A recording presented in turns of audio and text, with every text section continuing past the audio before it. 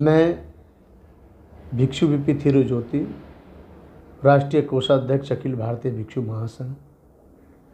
सर्वप्रथम मैं आप सभी देशवासियों के प्रति सद्भावना रखते हुए सुखी जीवन की मंगल कामना करता हूँ।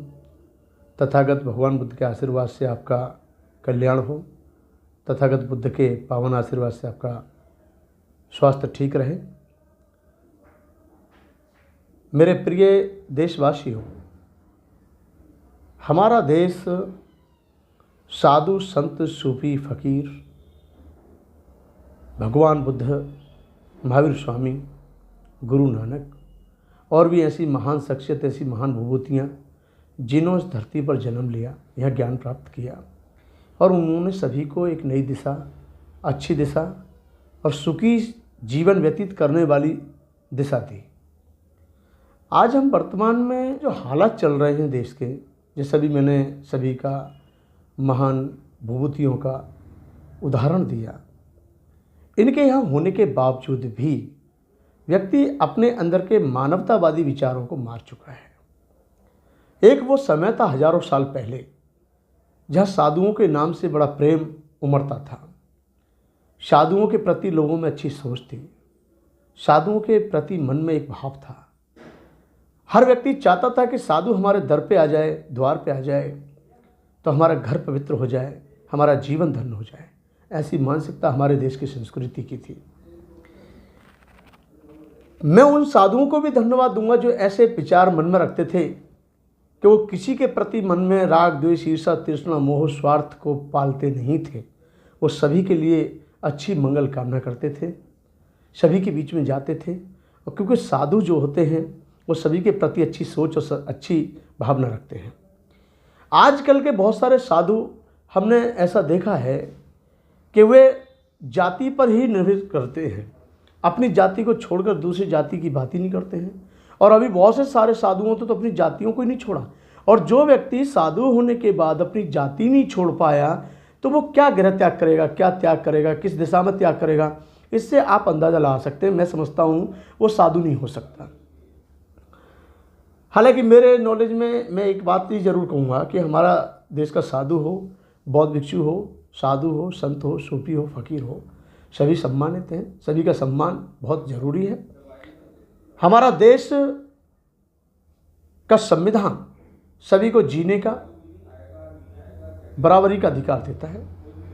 चाहे व्यक्ति किसी भी तबके का हो, किसी भी जाति का हो, किसी भी धर्म का हो, किसी भी मजहब का हो। यदि जिसके साथ अत्याचार होता है तो उसको न्याय मिलना ही चाहिए। ऐसा मैंने देख नहीं पा रहा हूँ। आज पालघर, बॉम्बे जैसे इलाके में ये घटना हुई। हालांकि बहुत ही शर्मनाक घटना है, इसका हम बहुत विरोध करते हैं मन से। ऐसा घटना घटित नहीं होनी चाहिए। मैं ये ज़रूर कहना चाहूँगा कि आखिर ये कौन से साधु हैं जिनको लेकर के आज पूरा देश का हिंदू समाज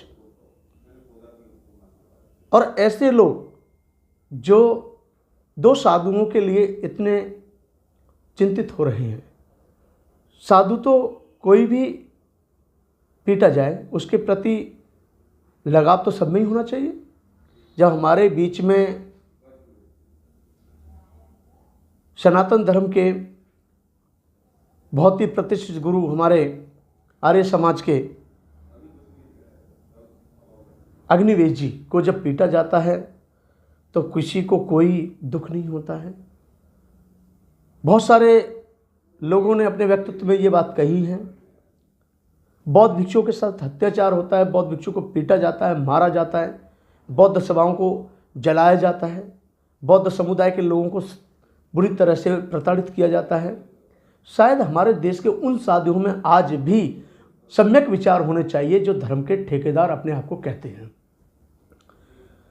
एक तरफ कहा जाता है कि हम देश में सब कुछ साथ लेकर चलते हैं और एक तरफ ये देखने को मिलता है कि जब ऊना कांड होता है तो कोई साधु नहीं बोलता। यहाँ तक कि अन्ना हजारे जिनको समाज सेवी कहा जाता है वो भी अपने मुख से दो शब्द नहीं बोलते उनके सहानुभूति में।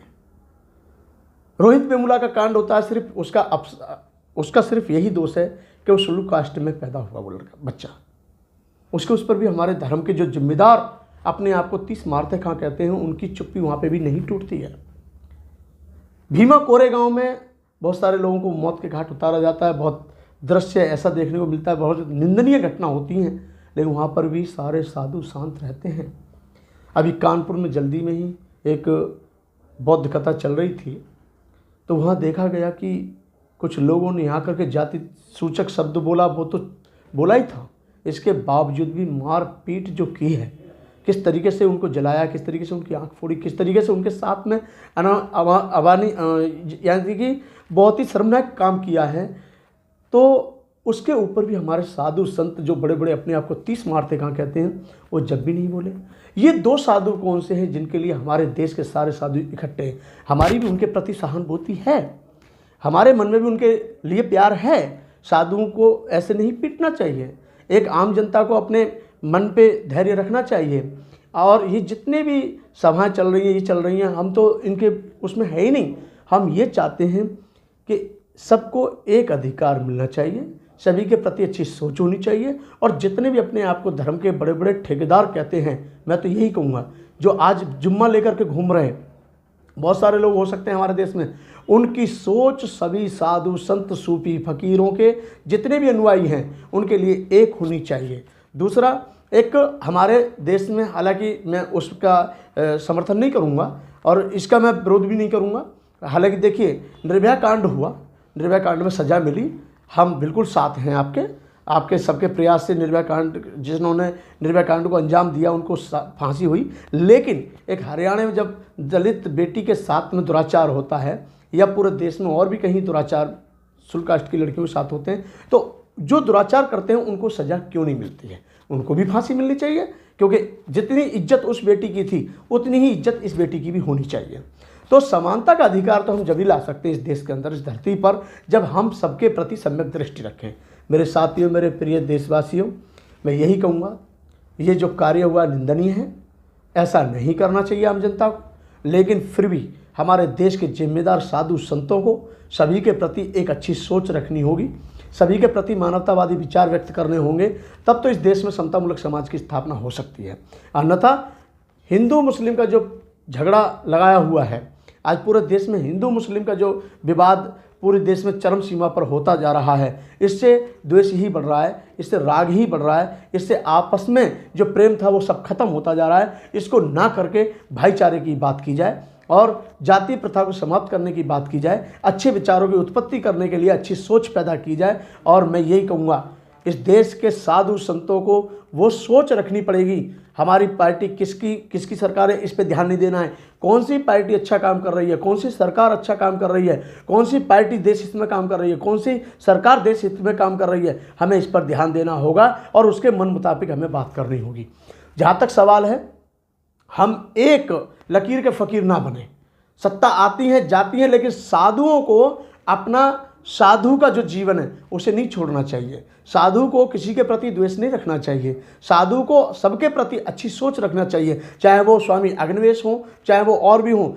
अत्याचार तो अत्याचार है, किसी के साथ हो, जिसके साथ हो, उसको न्याय मिले, जिसने किया है उसको सजा मिले, ऐसी हमारी सोच होनी चाहिए। यही हमारे संविधान हमको हिदायत देता है। और मैं पुनः यही कहूँगा, हमारा भारतीय संविधान सर्वोपरि है। हम भारतीय संविधान के दायरे में रह करके कोरोना वायरस से भी डटकर मुकाबला कर रहे हैं। लॉकडाउन में चलते हुए सभी लोग अपने अपने घरों में रह करके सुख शांतिपूर्वक जीवन जी रहे हैं। और मैं उम्मीद करूँगा वो इधर उधर अपने दिमाग को ना भटका कर अच्छी अच्छी पुस्तकों का अध्ययन करें। मैं यही कहूँगा, आप सभी को सादर नमस्कार।